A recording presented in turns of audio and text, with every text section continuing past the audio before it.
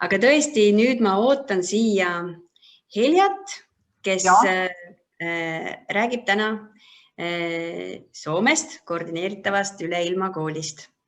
Palun, Helja, kui sa siin oled, sest ega mina ausalt öeldes ei näe, kas sa oled. Ja, olen. Kõik kuulevad, ma loodan. Tere! Mina olen Helja Kirber, siis eesti keele ja kirjanduse õpetaja ja ühtlasi üleilmakooli juht ja ma märkasin siin vähemalt 4 meie õpetajat ja vähemalt paari lapsevanemat ja loomulikult on siin kuulajate hulgas väga palju neid inimesi, kes on head tuttavad ja väga paljud loomulikult ka siis üleilmakoolist juba teavad, sest meil on praegu käimas 8. õppeaasta, et juba päris tükk aega. Ja ma ei jagagi midagi muud, kui näitan korraks siis meie kodulehekülge, kus tegelikult on kõik info olemas. Kui mul nüüd õnnestub see avada.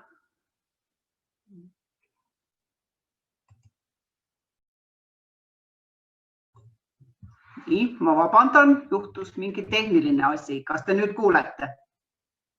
Jah. Nii, ma ei hakka seda kodulehekülge siis avama, sest ilmselt paljud ka teavad ja saab vaadata. Nii, et siis, mis on üleilmakool?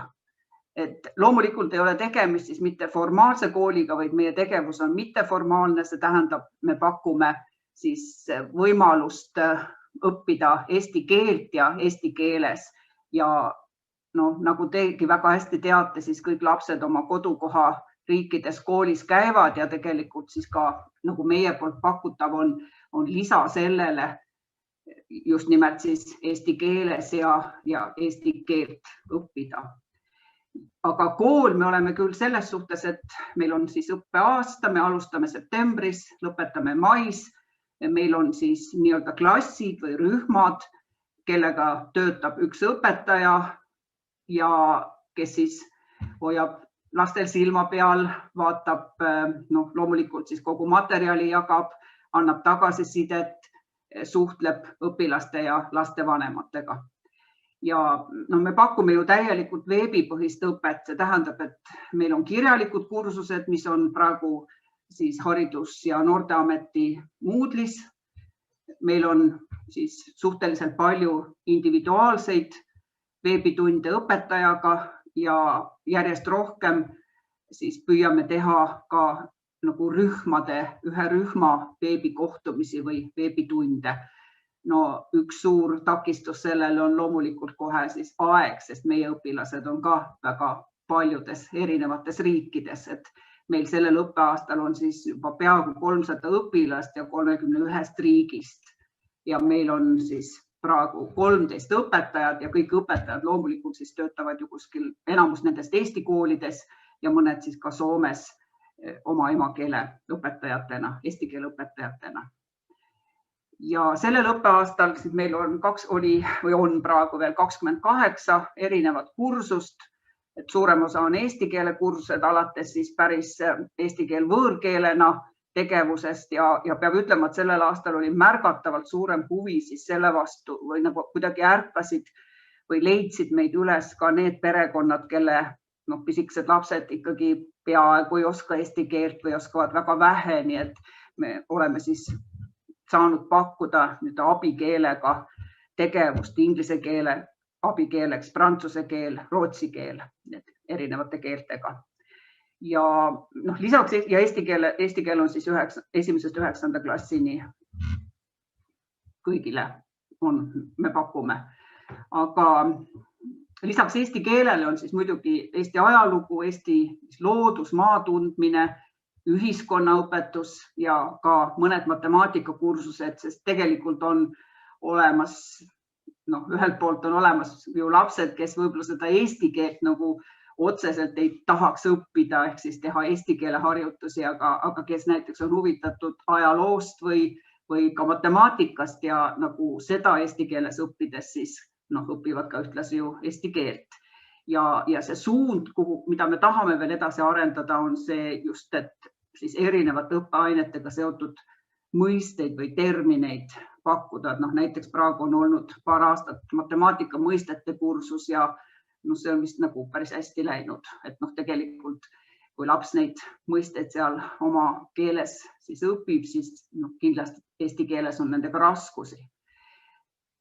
Ja noh, siit tulebki küsimus, et noh, kellele me siis nagu oleme suunatud. No muidugi kõigile, aga meie esialgne mõte on olnud see, et me nagu tahaks üles leida neid lapsi, kellel ei ole muud võimalust siis õppida eesti keelt ja eesti keeles. See on üks grupp ja teine siis need, kes nagu tahaksid õppida Eesti õppekava järgselt või siis meie õppekava järgselt kursused on niisugused, kus me läbime peaaegu täismahus siis Eesti õppekava, vastava klassi Eesti õppekava. Ja loomulikult siis nende õpilaste hulka kuuluvad ka tagasipöördujad. Et meil on olnud igal aastal võib-olla 10, aga nüüd sellel aastal tõenäoliselt rohkem siis tagasipöördujaid. Ja nende hulgas on omakorda ju siis need lapsed, kelle perekonnad on tähtajalisel, vanemad on tähtajalisel tööl kuskil välismaal. See tähendab, et need lapsed nagunii tulevad Eestisse tagasi ja tulevad Eesti kooli tagasi ja kui neid on võimalik toetada, et neil see üleminek ei oleks väga raske, siis see on väga tore.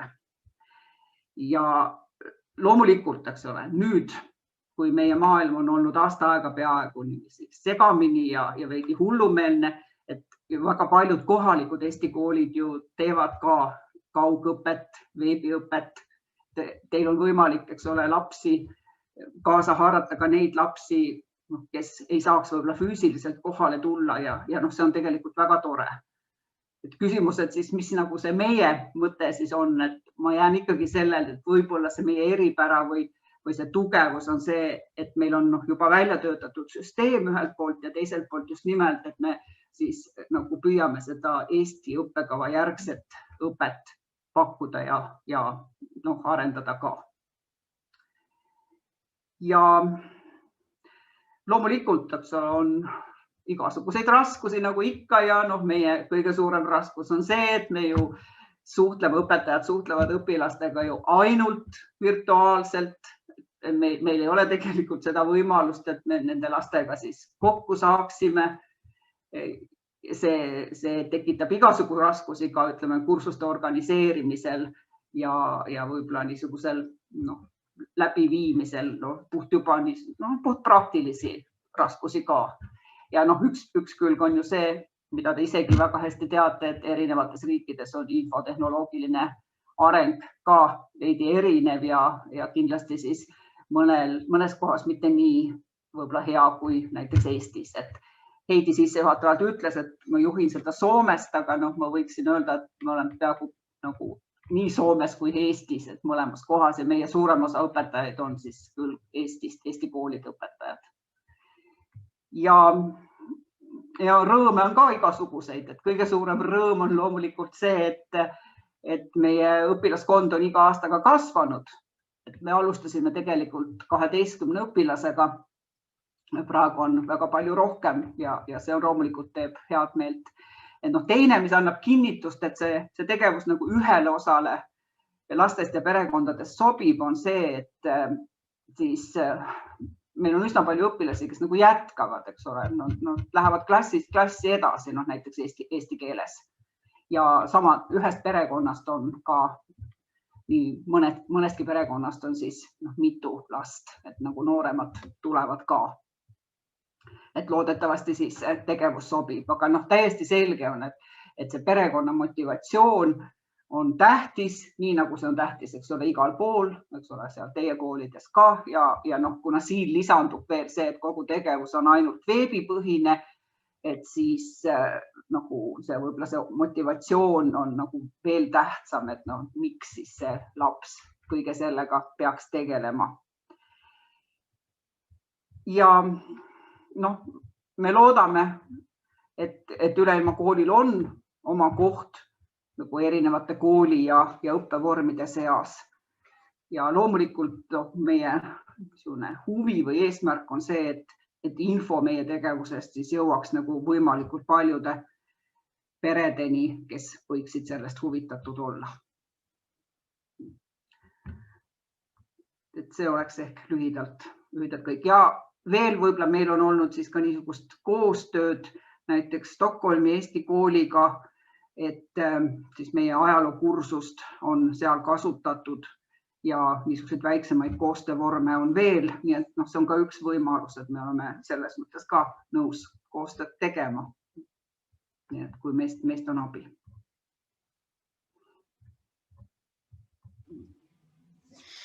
Aitäh, Helja, aga küsigem nüüd.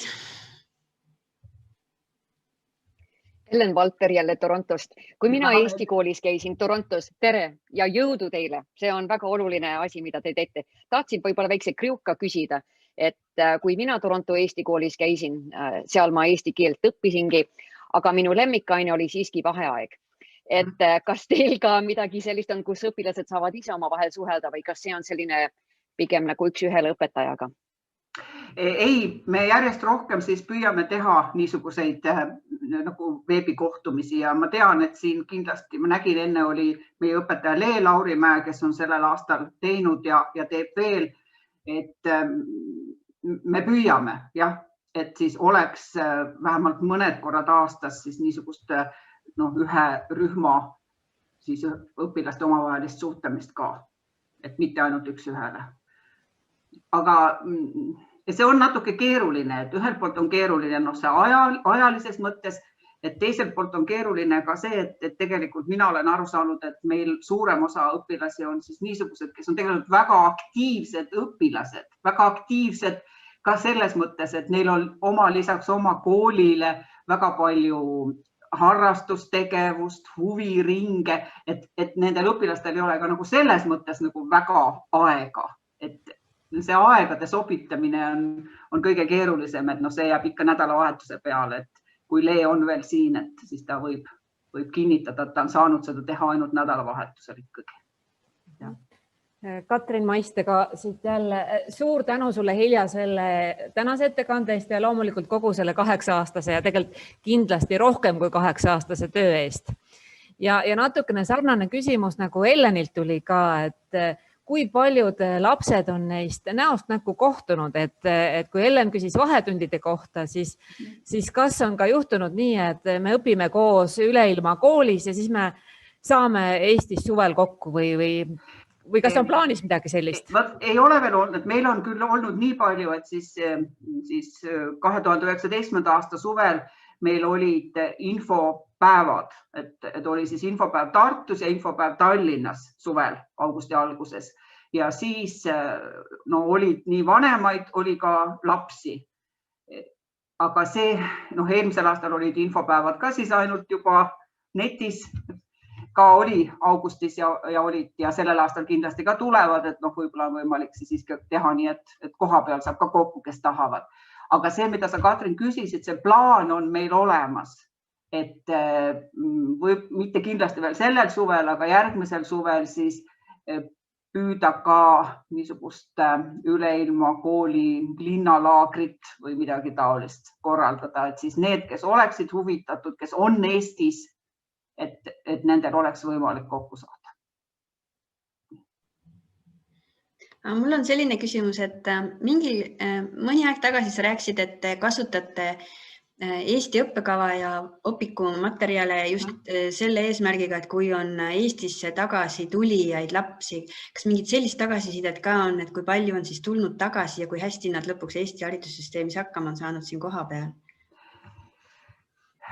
See tagasiside on meil küll olemas, et me kevadel, kui me tunnistusi anname, siis me ka küsime ühtlasi või see tegelikult see tavaliselt tuleb välja, et see perekond siis mingil ajal juba nagu ütleb seda või kirjutab, et nad tulevad tagasi ja mõnikord ka soovitakse midagi, võib-olla ka mingid lisatunde või midagi selle tagasituleku poolest, et see info on mul olemas.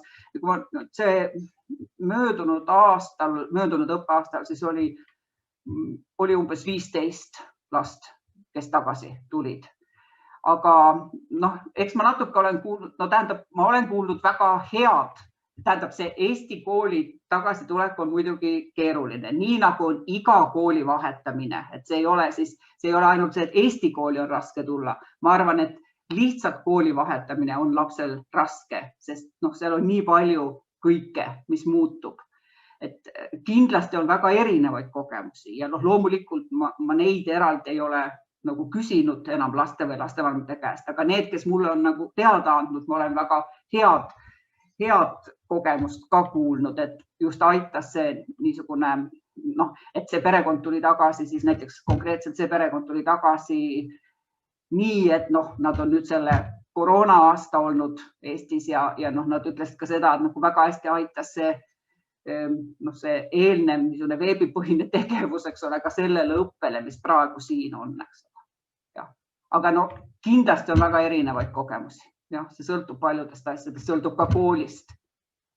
Ja muidugi seda ma ütleksin, küll ma olen seda ka mõnes kohas öelnud, et kui võib-olla Eesti kooli inimesed ütlevad, et jälle tuleb, kellega on nagu raskusi, paratamatult, eks ole, on natuke raskusi, siis ma olen küll öelnud, et see on ikka ainult rikastav, et ei tohiks niiviisi suhtuda ja samas oleme ka kuulnud seda, et on siis koolid, kus ka seda lisa eesti keele tundi või midagi siis ilusti korraldatakse, et mida nendel lastel ikkagi võib-olla vaja oleks.